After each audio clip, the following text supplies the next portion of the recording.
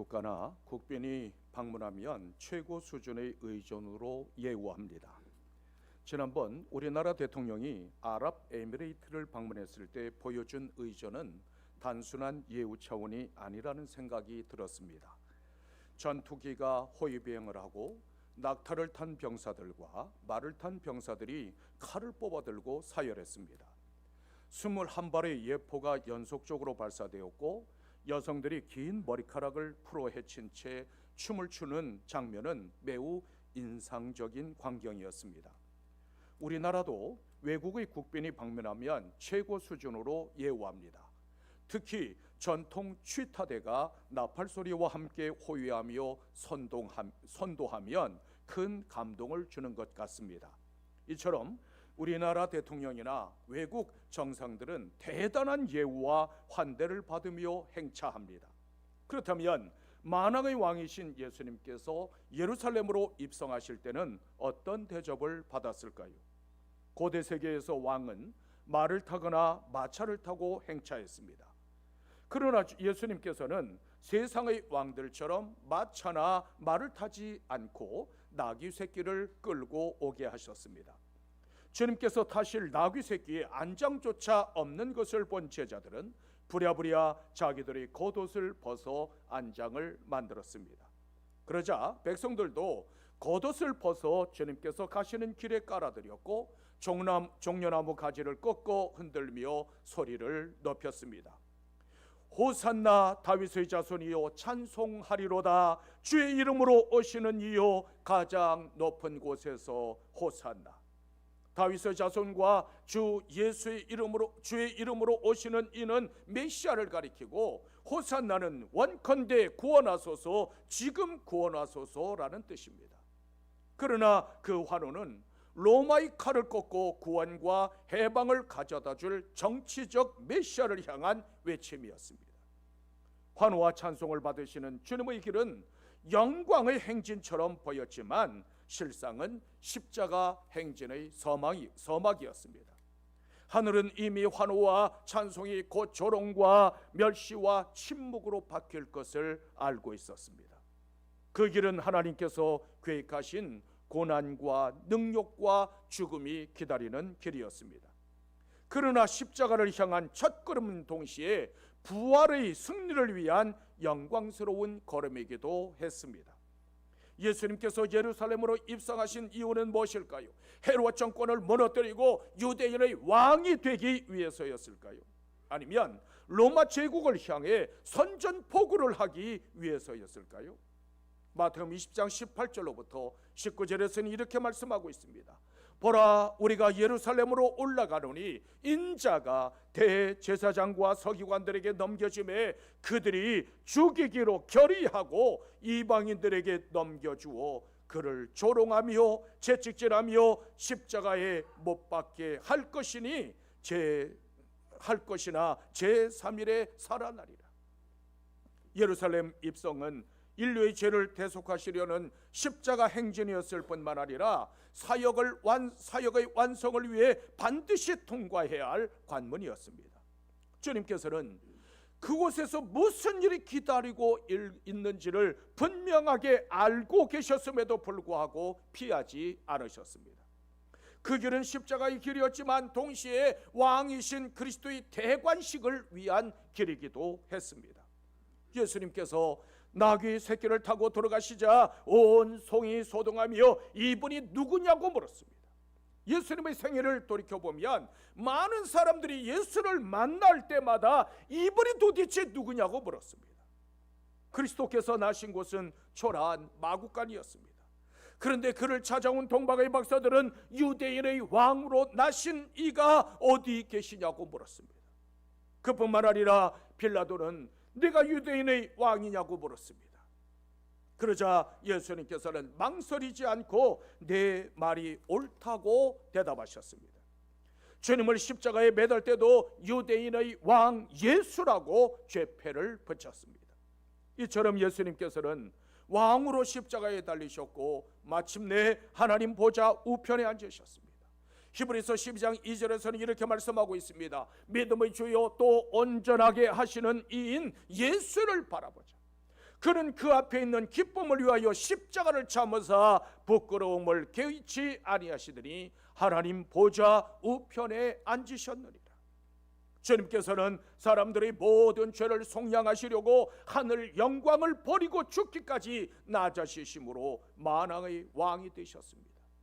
만왕의 왕이신 주님께서 내가 받아야 할 고난을 대신 받으셨습니다.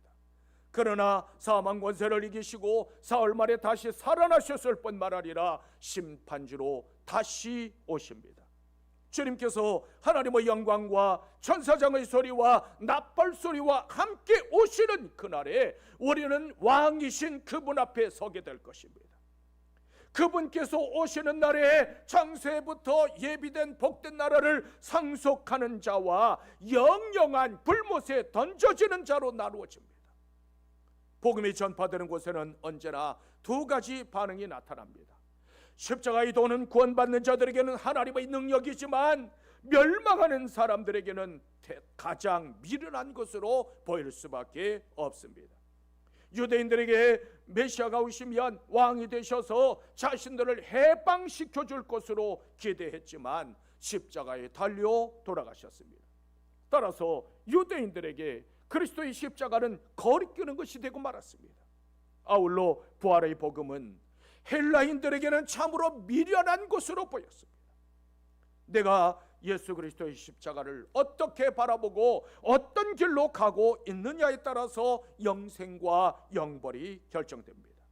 그러므로 예수 그리스도를 영접함으로 창세로부터 예비된 하나님의 나라를 상속받을 수 있는 여러분들이 되시기를 주님의 이름으로 축원합니다. 왜 예수님께서는 나귀 새끼를 타고 입성하셨을까요? 성경은 주님께서 나귀 새끼를 타신 이유는 예언의 성취이자 겸손 때문이었다고 말씀하고 있습니다. 스가랴 9장 9절에서는 이렇게 말씀하고 있습니다. 시온에 따라 크게 기뻐할지어다, 예루살렘에 따라 즐거이 부를지어다. 보라, 내 왕이 내게 임하시나니 그는 공의로우시며 구원을 베푸시며 겸손하여서 나귀를 타시니 나귀의 작은 것 곧 나귀 새끼니라. 예수님께서 오시기 500년 전에 스가랴 선지자를 통해서 주신 예언의 말씀입니다. 나귀는 고대 근동에서 존귀한 사람들이 타는 짐승이 아니라 짐을 나르는 동물이었습니다. 그런데 왕이신 그리스도께서 보잘것없는 나귀 새끼를 타신 것은 예언의 성취이자 겸손의 끝이었다고 성경은 선포하고 있습니다. 주님께서는 만왕의 왕이심에도 불구하고 심판자가 아니라 겸손의 왕, 평강의 왕으로 입성하셨습니다. 여기에 깊은 영적인 진리가 숨어 있습니다. 어린 나귀는 평화를 상징합니다. 더구나 이 나귀는 사람이 한 번도 타보지 않은 나귀라고 했습니다. 순수하고 순결한 나귀 새끼였다는 말씀입니다. 이처럼 주님께서는 평화와 순결을 상징하는 나귀 새끼를 타셨습니다. 나귀는 작지만 매우 힘이 센 동물입니다. 하지만 장정이 그 나귀 새끼에 타면 매우 우스꽝스러운 모습이 되고 맙니다. 따라서 나귀 새끼를 타고 입성하는 것은 매우 큰 시험이었습니다. 너희는 선지자 예언대로 나귀 새끼를 타고 오시는 만왕의 왕 앞에 나와서 무릎 꿇고 경배하라는 뜻입니다. 오늘도 주님께서는 평강의 왕으로 우리 심령 가운데 입성하십니다. 우리의 마음에 평강이 없다면 예수 그리스도를 주인으로 영접하지 않았기 때문입니다. 주님께서 나의 주인이 되셔서 나를 다스리시면 의와 평강이 임하게 됩니다. 여러분들의 주인은 누구입니까? 여러분들의 삶의 중심에는 누가 앉아 있습니까? 오직 예수 그리스도만이 나의 구세주요 나의 왕이시라고 고백할 수 있는 여러분들이 되시기를 주님의 이름으로 축원합니다. 어떻게 하면 만왕의 왕이신 주님을 영접할 수 있을까요? 먼저 그리스도의 주재권을 인정해야 합니다. 본문 2절로부터 3절에서는 이렇게 말씀하고 있습니다. 이르시되 너희 맞은편 마을로 가라. 곧 매인 나귀와 나귀 새끼가 함께 있는 것을 보리니 풀어 내게로 끌고 오라. 만일 누가 무슨 말을 하거든 주가 쓰시겠다 하라. 그리하면 즉시 보내리라 하시니라. 예수님께서는 맞은편 마을로 가서 나귀 새끼를 끌고 오라고 하시면서 누가 묻거든 주가 쓰시겠다고 하라고 말씀하셨습니다. 주님께서는 맞은편 마을에 나귀가 매어 있다는 사실을 아셨고, 또한 주님께서 쓰신다고 하면 두말 없이 내어줄 것을 아셨습니다. 이 나귀의 주인은 알려지지 않았지만 자신은 물론 나귀의 주인이 과연 누구인가를 알았던 사람입니다. 예수님께서 친히 자신을 가리켜 주라고 호칭한 것은 이곳밖에 없습니다. 주는 주인 또는 소유주라는 뜻입니다. 예수님이 주라는 말씀은 온 천지 만물이 그분의 소유라는 뜻입니다. 주님은 이 세상의 창조주요 소유자로서 모든 것을 임의로 주관하시는 분이십니다. 마태복음 28장 18절에서는 이렇게 말씀하고 있습니다. 예수께서 나와 말씀하여 이르시되 하늘과 땅의 모든 권세를 내게 주셨느니라. 하늘과 땅의 모든 권세를 하나님 아버지로부터 위임받았다는 선언입니다. 우리는 존재하는 모든 것들이 그분의 소유라는 사실을 인정해야 합니다. 종은 주인의 허락이 있어야 무슨 일을 할 수 있지만, 그러나 주인은 허락이 필요 없습니다. 따라서 만물의 창조주요 소유주이신 그리스도께서 하시려는 일은 아무도 막을 수 없습니다. 믿음이란 예수 그리스도를 나의 왕이요 나의 주인으로 영접하는 것으로부터 출발합니다. 그분이 나의 주인 되심을 온전히 인정하는 것을 가리켜 주재권이라고 말합니다.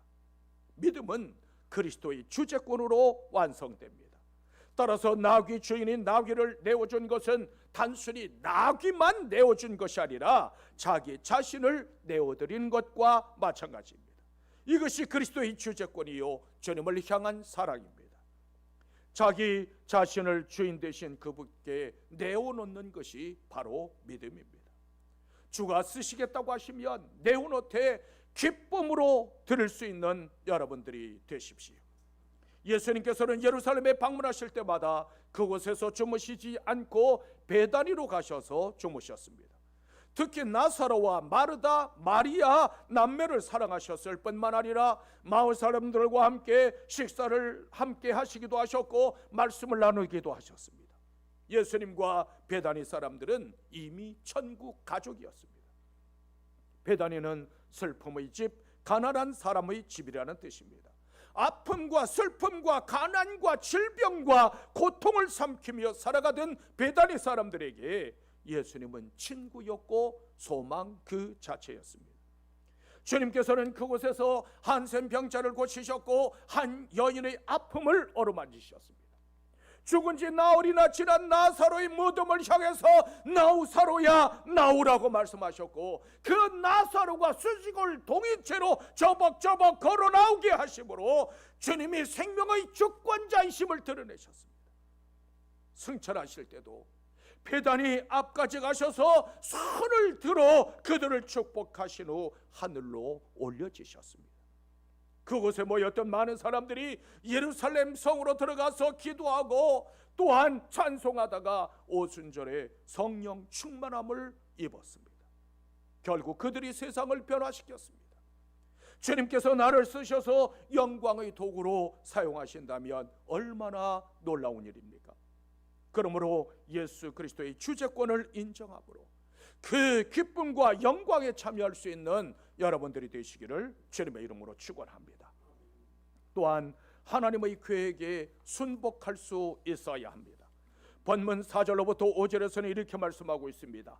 이는 선지자를 통하여 하신 말씀을 이루려 하심이라. 일러스되 시온에 따르게 이르기를 내 왕이 내게 임하나니 그는 겸손하여 낙이 곧 멍에 매는 짐승의 새끼를 닫도다 하라 하였느니라. 주님의 예루살렘 입성길에는 다양한 배역들이 등장합니다. 그 중에서 가장 소중하게 쓰임받은 존재를 하나만 택하라고 한다면 사람이 아니라 나귀 새끼였습니다. 성경은 나귀 새끼 한 마리가 선지자들의 예언대로 만왕의 왕이신 예수님을 모시는데 쓰임 받았다고 선포하고 있습니다. 그 나귀 새끼는 예수님을 태우고 사람들이 환호와 찬송 속에 예루살렘 성으로 들어갔습니다. 주님께 드려지지 않았다면 사람을 태우거나 짐수레를 끄는 가축으로 살다가 도축당할 나귀였습니다. 그러나 주님께 드려짐으로 만왕의 왕께서 타시는 나귀가 되었습니다. 나귀가 이처럼 주님의 영광을 위해서 쓰임받았다면 우리도 존귀하게 쓰임받아야 마땅합니다. 하나님께서는 나귀 새끼 한 마리까지도 세심한 계획을 가지고 계셨습니다. 하물며 자녀들을 향한 하나님의 계획이야 말해서 못하겠습니까? 크고도 놀랍고 신비한 계획이 이미 예비되어져 있으므로 하나님의 계획에 순복할 수 있는 여러분들이 되십시오. 하나님께서는 아들을 내어주시고 대신 우리를 사셨습니다. 우리는 하나님의 아들과 맞바꾼 존귀한 사람들이 되었습니다. 그러므로 아무렇게나 살다가 아무렇게 죽도록 내버려 두시지 않습니다. 디모데후서 2장 20절 이하의 말씀을 보면 몇 번 쓰다가 그 쓰임 받다가 깨어지는 그릇 하나까지도 쓰임이 있고 목적이 있다고 말씀하고 있습니다. 귀한 그릇은 무엇을 가지고 만들었느냐에 달린 것이 아니라 하나님 앞에 어떻게 쓰임 받느냐에 달렸습니다. 우리의 삶은 하나님께서 쓰실 때만 가치 있고 행복할 수 있습니다. 하나님께서는 우리 한 사람 한 사람을 향한 분명한 계획을 가지고 있습니다. 따라서 그분의 계획에 순복하는 사람이 되어야만 합니다. 제자들은 주님께서 말씀하시자 아무런 이유를 달지 않고 말씀대로 순복했습니다.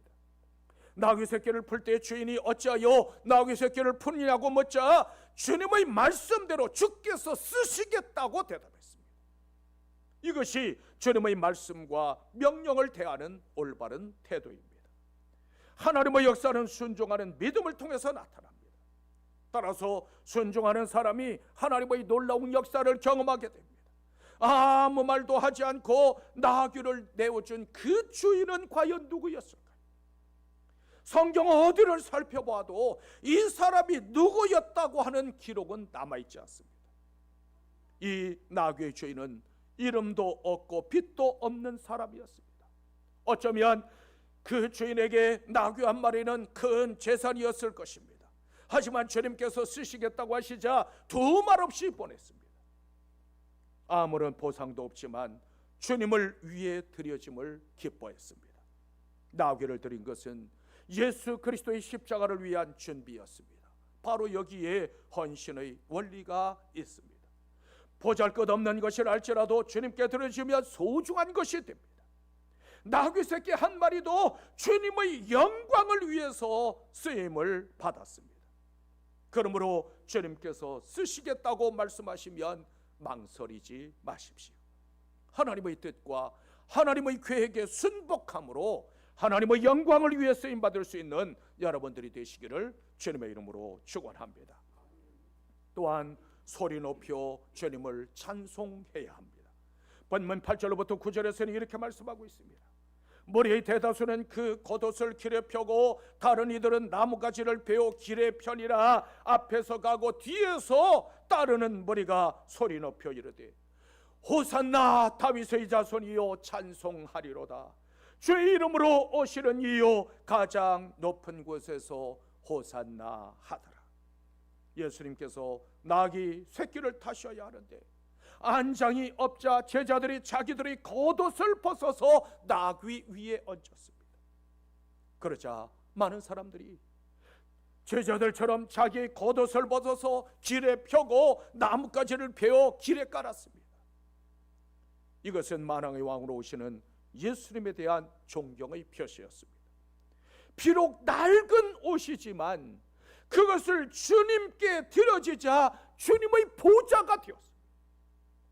우리는 내가 할 수 있는 것을 가지고 주님을 사랑해야 합니다. 예수님께서 원하시는 것은 거칠애가 아니라 진실함입니다.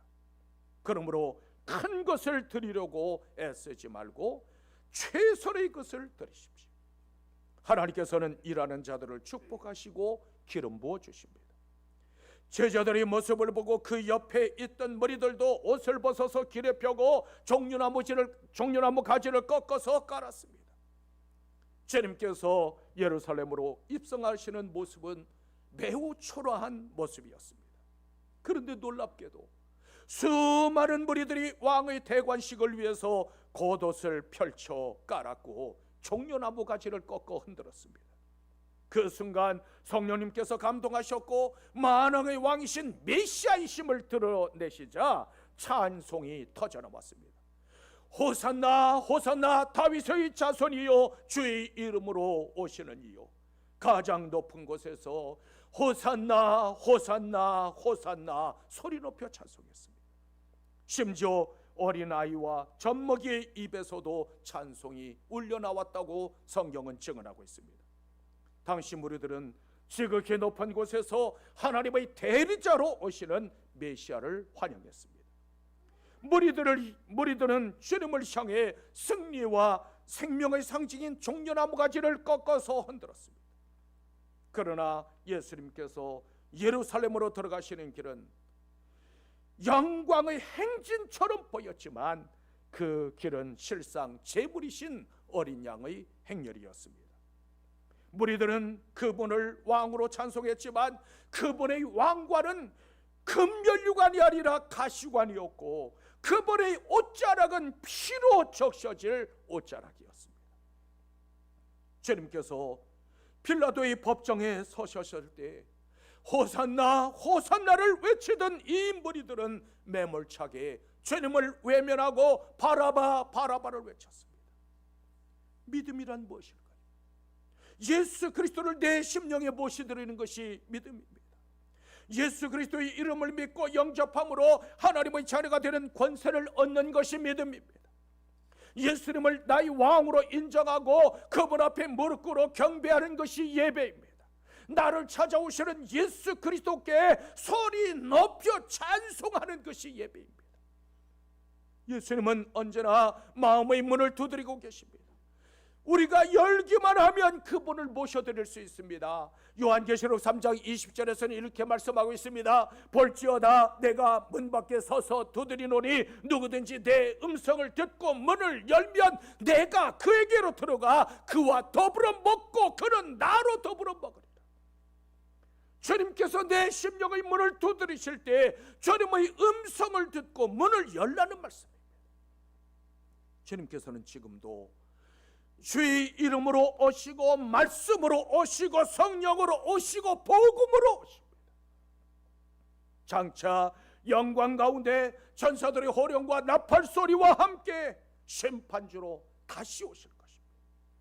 그 주님을 향한 심령의 문이 열려 있는지를 확인하십시오. 예수 그리스도는 만왕의 왕이요 우리는 주님의 백성들입니다. 그러므로 왕이신 주님을 영접하고 소리 높여 찬송하는 은혜가 여러분과 함께 하시기를 주님의 이름으로 축원합니다. 예루살렘에 들어가실 때 예수님을 등에 태운 나귀 새끼도 덩달아 영광을 얻었습니다.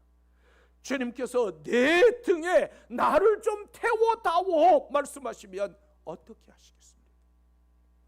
내 인생이 내게 필요하구나, 내 인생을 나에게 다오 말씀하시면 여러분들은 어떻게 하시겠습니까? 시간이 없습니다. 너무 바쁩니다. 다른 중요한 일이 있어서 안 되겠습니다. 외면하시지는 않으셨습니까? 십자가를 지기보다는 영광을 더 바라보지는 않으셨습니까? 주님께서 기적을 행하시는 현장에는 수많은 무리들이 넘쳐났지만 내 제자가 되오다오, 내 십자가를 지고 나를 따르라고 부르시는 곳에는 소수의 사람만 남았습니다. 그러나 그리스도와 함께 영광을 얻고자 한다면 고난에도 반드시 참여해야 합니다. 성도들에게 십자가 행렬은 반드시 통과해야 할 관문입니다. 부활은 반드시 죽음을 통과해야만 하고 면류관은 반드시 가시를 통과해야만 합니다. 주님의 십자가 행렬에는 나귀 새끼도 예수님을 등에 태웠습니다. 주님께서 부르시면 아멘 주여 제가 여기 있나이다.